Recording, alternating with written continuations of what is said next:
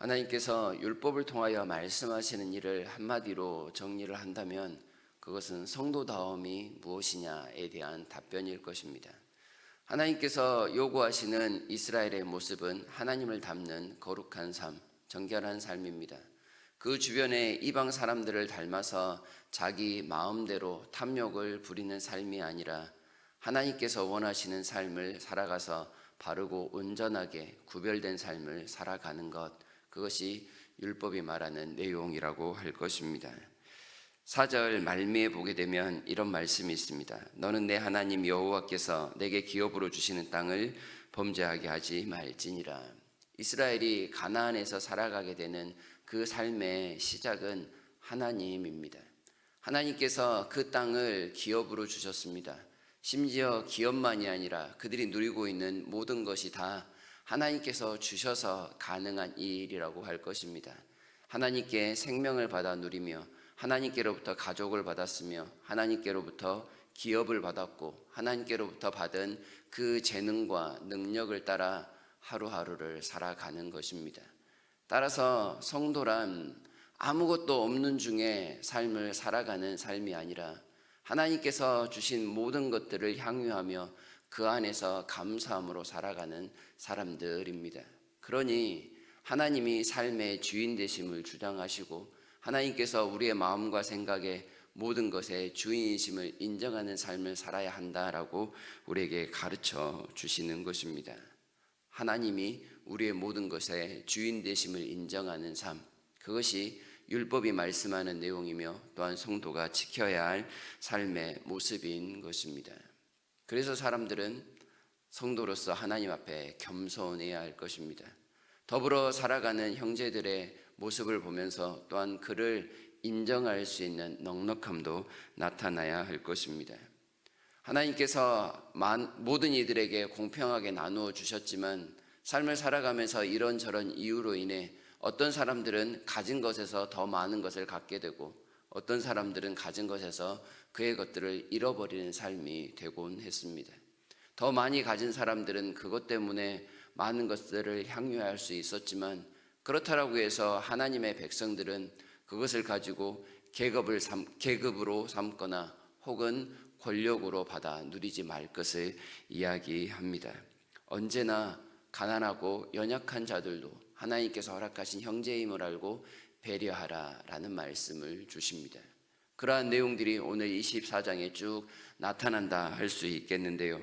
1절부터 5절까지는 가정에 대한 내용입니다. 가정 역시도 하나님께서 주신 것이 아니냐라는 내용이죠. 하나님은 모든 가정의 그 부부를 하나님께서 짝지어 주신 것이다. 자녀들은 하나님께서 태의 선물로 주신 것이다 라고 우리에게 가르쳐 줍니다.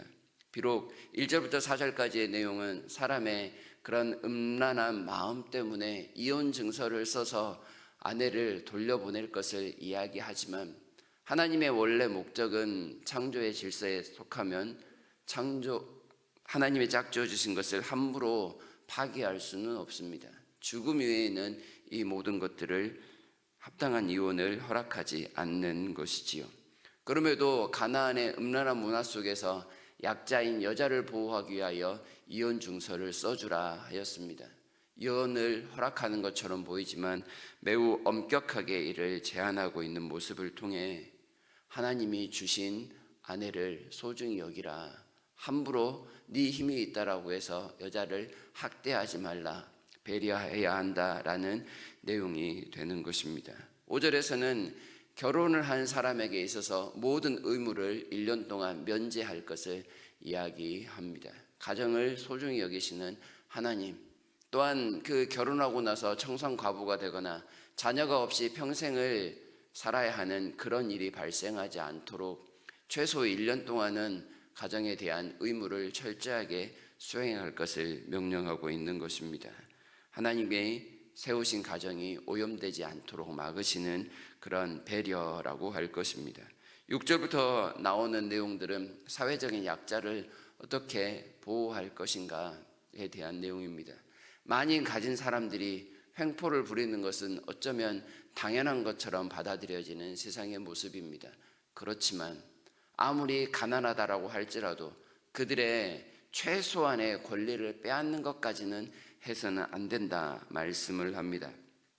저당을 빚진 사람에게 있어서 저당을 잡을지라도 맷돌이나 맷돌의 윗짝을 잡지 말라라고 하는 것은 매일 곡물을 갈아서 빵을 만드는 사람들에게 맷돌을 저당 잡는 것은 그들의 생존권 자체를 박탈할 수 있는 일이 되기 때문에 그렇게 하지 말라고 하는 것입니다. 가난한 자라고 밥줄까지 끊어서야 되겠느냐, 이런 말씀인 것이지요. 가난한 자가 겉옷을 저당 잡혔다면 낮과 밤의 기온차가 큰 이스라엘 땅에서 밤에는 돌려주어 그들이 이불을 삼을 수 있도록 하라. 최소 이불을 긴 겉옷이라도 덮고 푹 자야 그 다음날 일할 수 있지 않겠느냐라는 그런 최소한의 배려가 되는 것이고, 과부의 옷은 아예 저당 잡지 말 것을 또한 17절에서 이야기하기도 합니다. 저당 잡을 때 자기가 직접 다른 사람의 집에 들어가서 저당 잡을 물건을 꺼내오지 말고 잡힐 사람이 그 집안의 물건을 스스로 가지고 와서 저당 잡게 하라라는 말씀은 최소한의 그 사람의 자존심만큼은 세워주는 삶을 살아가라. 이것이 성도에게 있어서 하나님 보시는 선행이 될 것이다 라고 가르쳐주고 있습니다. 가난하고 힘이 없다 하여 그 형제를 유인하여 유괴하였거나 혹은 노예로 팔아버린 사람에게는 반드시 사형을 내릴 것을 또한 언도하고 있습니다. 사람은 함부로 사고 팔 수 있는 물건이 아니라는 점을 분명하게 말씀하고 있는 것이지요.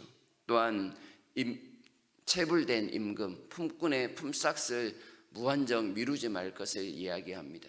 체불된 임금 역시도 일종의 도둑질로서 그 가난한 자는 물론이고 그 가정의 사람들 역시도 굶주리게 만드는 죄악이 될 것이니 있는 것을 안 주는 것으로 이렇게 악을 행하지 말라 말씀을 합니다. 또한 약자들에 대한 보호를 17절부터 20절까지 계속해서 언급을 하는데요. 고아와 과부의 송사를 바르게 행하라. 또한 추수할 때 남은 것을 다 추수하지 말라라는 이런 법규들을 말씀하고 있습니다. 그러면서 너희 역시도 애굽에서 종살이 하던 그때를 기억하라 라는 말을 쓰므로 마무리를 짓고 있습니다. 사람이 함부로 모든 것들을 다 취하려고만 한다면 그것은 하나님 앞에 탐욕이 될 것이며 또한 죄악이 될 것입니다.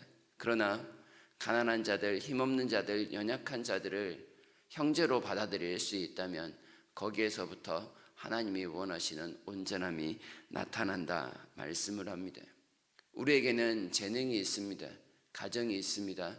건강이 있습니다. 그리고 무엇보다도 생명이 있습니다.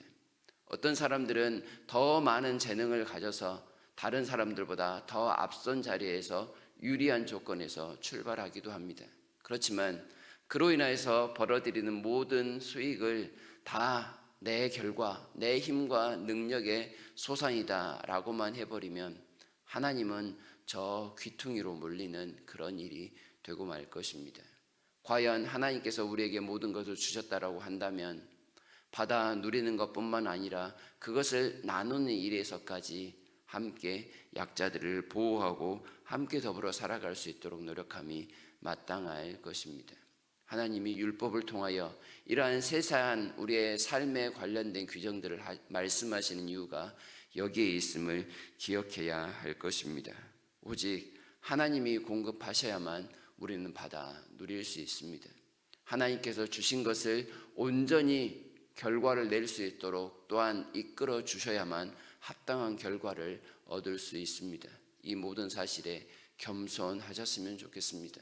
열심히 수고하지만 이 열심히 수고한 대가는 하나님이 주시고 하나님이 예비하신 것이니 하나님께 먼저 감사합니다 라는 삶의 고백으로 오늘 하루를 사셨으면 좋겠습니다. 가정도 하나님께서 돌보시고 우리의 개인의 삶도 하나님께서 돌보시고 우리의 육체의 건강도 하나님께서 돌보시니 하나님 불쌍히 여겨주시고 하나님 앞에 열심을 다하는 삶을 살아가겠습니다 라는 기도로서 오늘 하루를 형통케 살아가시는 저와 여러분이 다 되실 수 있기를 바랍니다.